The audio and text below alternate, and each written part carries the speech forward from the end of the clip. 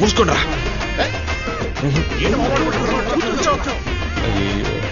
కూర్చోమంటున్నాను కదా, కూర్చో బాసు. మళ్ళీ అదే లుక్. అసలు నీకేం కావాలి? మీరే కావాలండి. ఏదో తమాషాగా చెప్పలేదండి మిమ్మల్ని పెళ్లి చేసుకుంటానని. మీలాంటి అమ్మాయి నేను ఎప్పుడు చూడలేదండి. నుదుట చిన్న బొట్టు, ఘాటుకు కళ్ళు, ముక్కు పుడక, అందానికే అందం అండి. ఒక అందమే కాదండి, మా అమ్మ గురించి మా నాన్న అన్నట్టు మీకు ధైర్యం ఎక్కువ అండి. ఎవరికి భయపడరు, ఎంతమంది ఉన్నా బోల్డ్గా మాట్లాడతారు. మా అమ్మ అంతే, ఇది ఆవిడ మెట్టే. నేను పెళ్లి చేసుకోబోయే అమ్మాయికి ఇమ్మని మా నాన్న చెప్పారు. నాకు ఇది మీకు ఇవ్వాలనిపిస్తోంది.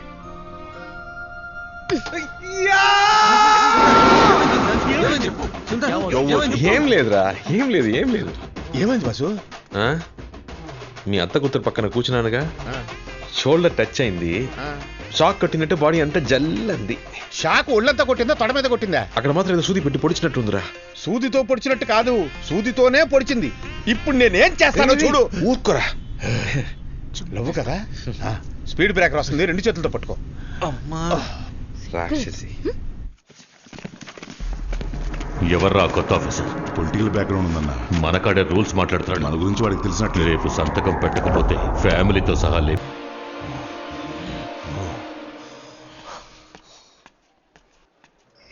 దామోదరం, రే దామోదరం, బండాపరా. ఏంట్రా చెప్పా పెట్టకుండా ఊరు వదిలి వెళ్ళిపోతున్నావు? ఇది నీకు న్యాయంగా ఉందా? ఇంకా ఈ ఊళ్ళో ఏముందని బయట ఊరు నుంచి రౌడీలు దింపుతున్నారు. జయేంద్రని ఖచ్చితంగా లేపేస్తారు. ఎప్పుడయ్యా? ఎప్పుడు? నానా ఆకలని పాపం నా పిల్లల కడుపు కాలి ఏడుస్తున్నారయ్యా. ఇంట్లో ఒక్క బియ్యం గింజ కూడా లేదు. అది చూసి ఏ తండ్రి మాత్రం తట్టుకోగలరు చెప్పు? పోయా ఏడుకొండవాడా, నువ్వే ఈ ఊరిని కాపాడాలి.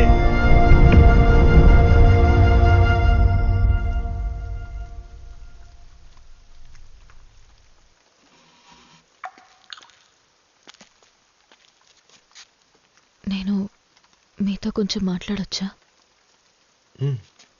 మాట్లాడుకుందాం. నేను చిన్నప్పటి నుంచి ఈ గుడికి వస్తున్నాను. ఇక్కడి నుంచి చూసినప్పుడు 4 వైపులా పచ్చటి పొలాలతో స్వర్గంలా అనిపించేది. కానీ ఇక్కడ 4 సంవత్సరాలుగా వ్యవసాయమే జరగట్లేదు. అందుకని నేను దేవుణ్ణి ప్రార్థించి ఒట్టు పెట్టుకున్నాను.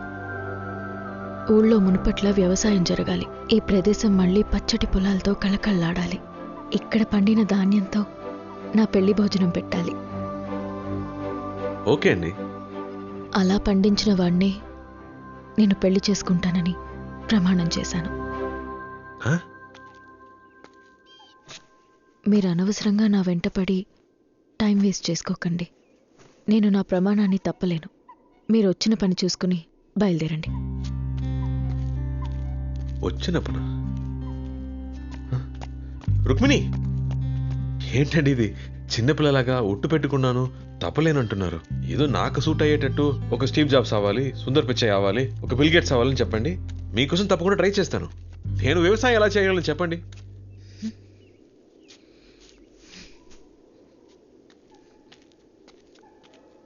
మీ అందరికీ వ్యవసాయం అంటే లోకువైపోయింది కదూ.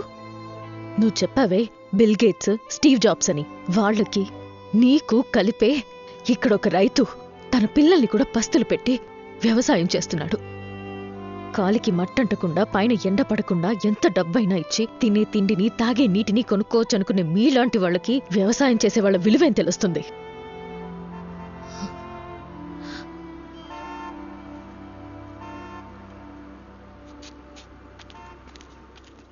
ఏందయ్యా ఊరు మొత్తం గుమ్మిగూడింది? మీ సమస్య జయేంద్ర కాదు, మీ సమస్య వేరే ఉంది. ఏం మాట్లాడుతున్నారు సార్? మీకు తెలియకుండా మీ గ్రామాన్ని అడ్డు పెట్టుకుని పెద్ద వ్యాపారం జరుగుతోంది. వాళ్ళకు కావాల్సింది మీ పొలం కాదు, అందులో ఉన్న ఖనిజం, ఇనుము. అదిగో ఆ కనిపించే కొండల్లోనూ మీ పొలాల్లోనూ కావలసినంత ఇనుము దాగి ఉంది. మీ పొలాలు అడిగితే ఎలాగూ ఇవ్వరు, లాక్కుంటే పోరాటం చేస్తారు. ఈ విషయం వాళ్ళకి తెలుసు. అందుకే రౌడీయిజం అన్న పేరుతో మీ అందర్నీ వ్యవసాయం చేయకుండా అడ్డుకొని మీ పొలాలు వ్యవసాయానికి పనికిరాని బీడు భూములని డాక్యుమెంట్ రెడీ చేశారు. ఏదో రకంగా మరో 6 నెలల్లో మీ పొలాలు లాక్కొని తీరుతారు. మన పొలాలన్నీ లాక్కుంటే మనం బతికేదట? చెప్పండి. నేను ముందే చెప్పాను, వాళ్ళు ఇచ్చిన డబ్బులు తీసుకుంటే పోయేది. ఇప్పుడు ఉత్త చేతులు లాక్కుంటూ కూర్చోవాలి. ప్రతి దానికి అపశకును మాటలే. తిండి పెట్టిన భూమిని అమ్ముకోవడం తల్లిని అమ్ముకున్నట్టే. మోహన్ చూడు ఎప్పుడు పట్టుదల. నా ఓర్పుని పరీక్షిస్తున్నావు. ఇప్పుడు మీ అందరికీ వేరే దారే ఉంది. ఉంది, ఒకే ఒక్క దారుంది. వాళ్ళు ఎలా అయితే మీ పొలాలు వ్యవసాయానికి పనికిరావు, బీడు భూములని నిరూపించాలనుకున్నారో అదే విధంగా మీరు కూడా మీ పొలాలన్నీ వ్యవసాయ భూములే అని, అందులో అన్నీ పండుతాయని నిరూపించుకోండి. అందుకని మీరు వెంటనే మడిలోకి దిగి మీ పొలాల్లో పంటని పండించాలి. అది కూడా ఇంకో 6 నెలల్లోపే. మీరు పోరాటం చేసినా మీ పొలాలు మీకు దక్కవు, కోర్టుకెళ్ళినా కేసు నిలబడదు. నేను కూడా ఒక రైతు బిడ్డనే, అందుకే మనసు చంపుకోలేక చెప్తున్నాను. నా ప్రాణం పోయినా పర్లేదని ఈ విషయం చెప్పడానికి వచ్చాను. మీ పొలాలను మీరు కాపాడుకోండి. అదోయా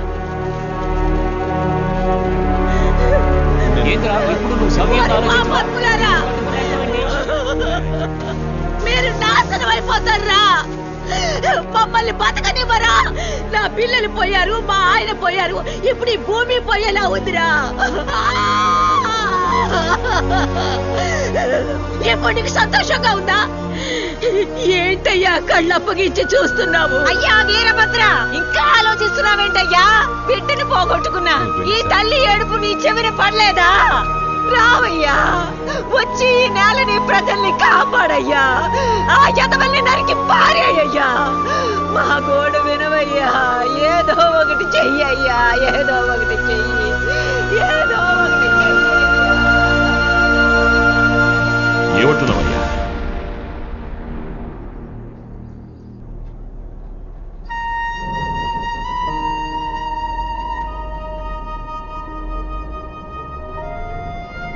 ఏంటయ్యా కళ్ళప్పగించి చూస్తున్నావు? నువ్వు మా కోసమే వచ్చావంట కదా మావయ్య. వచ్చి ఈ నేలని ప్రజల్ని కాపాడయ్యా. ఆ యదవల్ని నరికి పారేయ్యా. బాయ్ ఏంటి బాయ్? రేయ్, నువ్వు సుల్తాన్తోనేగా ఉన్నావు? సుల్తాన్తోనే ఉన్నాను. ఈ రోజు సాయంత్రం వరకు సుల్తాన్ మార్కెట్ వైపుకి రాకుండా చూసుకో. ఎందుకు బాయ్?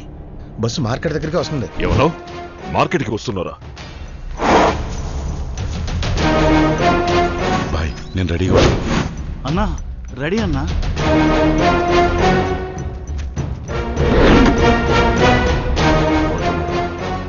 రేయ్, బస్సు మార్కెట్ రావడానికి ఎంతసేపు పడుతుంది? ఇంకొక 5 నిమిషాల్లో మార్కెట్ దగ్గరికి వచ్చేస్తుంది బాయ్.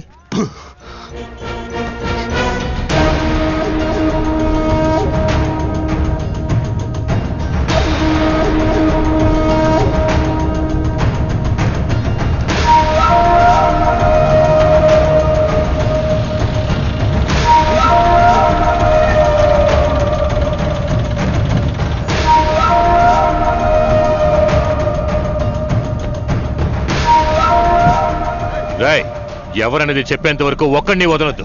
కొత్తగా ఎవరు కనిపించినా వాడిని ఎత్తుకొచ్చేయండి రా. మేము రెడీ బాయ్. మేము రెడీ. ఎవరు తొందరపడకండి.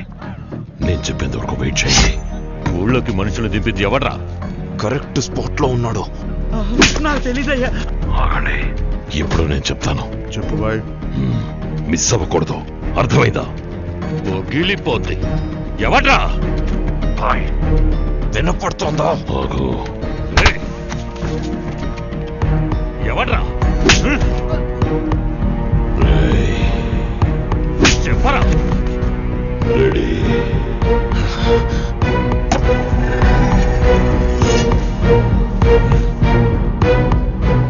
2 నిమిషాలే మీకు టైం ఇస్తున్నా. వాడు మిస్ అవ్వకూడదు. ఇక దిగండి. ఆగండి ఆగండి ఆగండి. ఇప్పుడు కాదు ఆగండి. బస్సు వెళ్ళిపోనివ్వండి, నేను చెప్తాను. బస్సు వెళ్ళిపోని, నేను చెప్తాను. బస్సులో సుల్తాన్ ఉన్నారా?